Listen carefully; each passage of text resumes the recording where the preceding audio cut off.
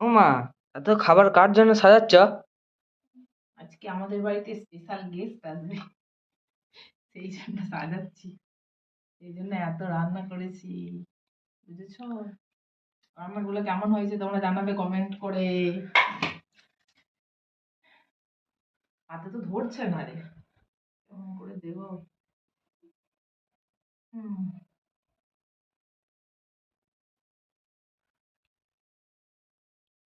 আর সব আজকের যে গেস্ট তার পছন্দের খাবার আজকে, সব রান্নাগুলো ভীষণ ভালোবাসে খেতে।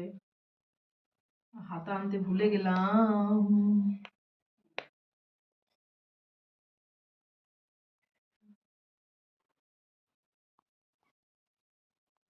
হয়ে গেছে। কি কি রান্না করেছি চলো একবার তোমাদের দেখিয়ে দিই।